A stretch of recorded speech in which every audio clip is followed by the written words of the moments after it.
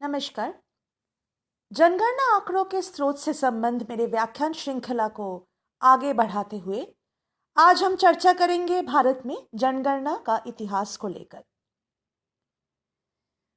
भारत में जनगणना भारत देश और इसके लोगों के बारे में प्रामाणिक तथ्यों का सबसे व्यापक एकल स्रोत है।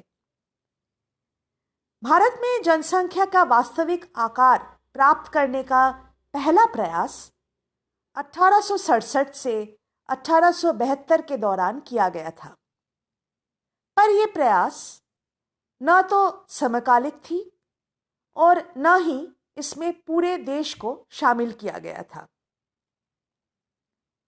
हालांकि जैसे कि प्रसिद्ध जनांकीविद किंग्सले डेविस महोदय का मानना है, यह प्रयास भारत में जनगणना की एक शुभारंभ के रूप में चिन्हित किया गया।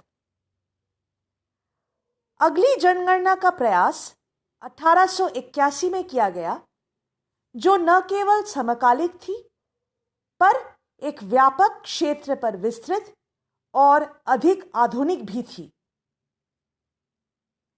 तब से भारत में हर 10 साल में एक नई जनगणना का आयोजन किया जाता है। 1971 जनगणना को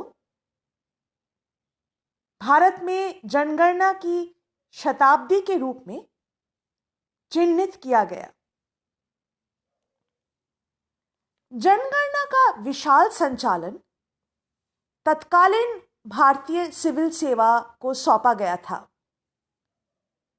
पर उस समय जनगणना अधिकारियों और प्रगणकों को भारी कठिनाइयों का सामना करना पड़ा, क्योंकि उस समय भारतीय लोगों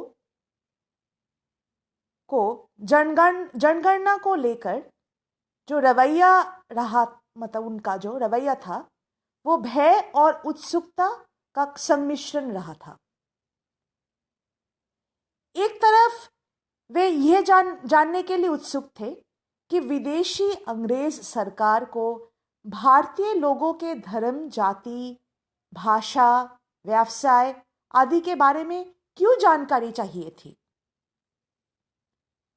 और दूसरी ओर उनके मन में करों और अंग्रेज सेना में जबरदस्ती भर्ती को लेकर विदेशी शासकों के इरादों के बारे में कुछ संदेह भी था।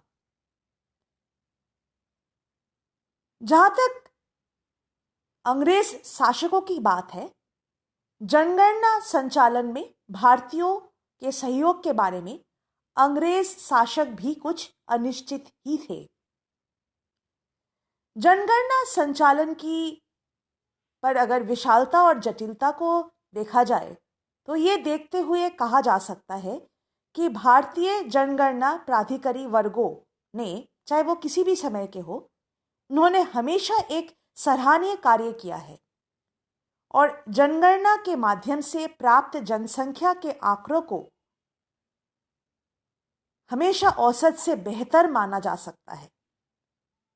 और हर जनगणना का यह प्रयास रहा है कि वे देश के उपयोग के लिए विश्वसनीय आंकड़े प्रदान करें। 1951 की जनगणना स्वतंत्र भारत के पहली जनगणना थी।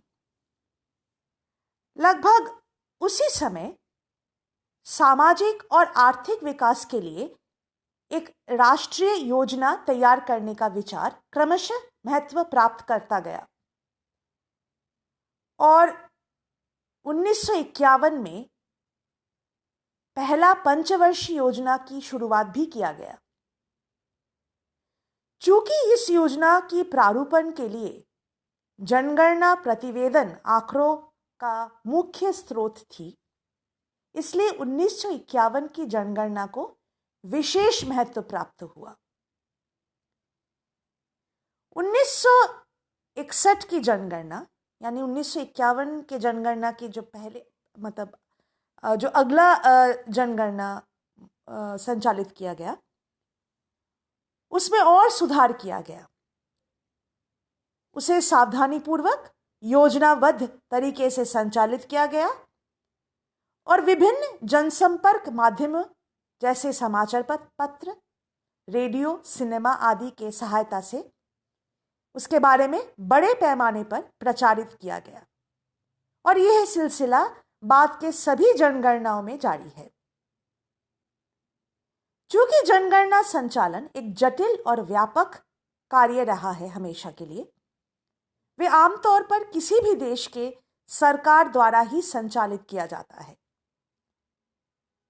भारत में देखा जाए तो जनगणना संघ सूची में सम्मिलित है और इसीलिए भारत सरकार के जनगणना अधिनियम 1948 के अनुसार ये गृह मंत्रालय के अधीन में है, यानी भारत के गृह मंत्रालय के अधीन में है। जनगणना कार्यों के संचालन में हमेशा एक अनुभवी भारतीय प्रशासनिक सेवा के किसी वरिष्ठ अधिकारी को नियुक्त किया जाता है, भारत के जनगणना आयुक्त और रजिस्ट्रार जनरल के रूप में। इसके अलावा बीच में विभिन्न स्तरों पर अधिकारियों के पदानुक्रम के साथ हजारों प्रगणक जनगणना के प्रक्रिया को संपन्न करते हैं।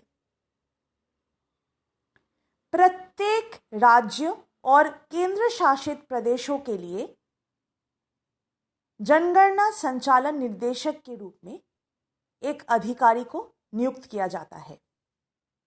जहां तक प्रगणकों का सवाल है, ग्रामीण क्षेत्रों में प्राथमिक विद्यालय के शिक्षकों, गांव के पटवारी और गांव के अन्य स्तर के अधिकारियों को आमतौर पर जनगणना प्रगणक के रूप में नियुक्त किया जाता है और शहरी क्षेत्रों में विद्यालय शिक्षकों और विभिन्न कार्यालयों के लिपिक कर्मचारियों को ये कार्य सौंपा जाता है। धन्यवाद।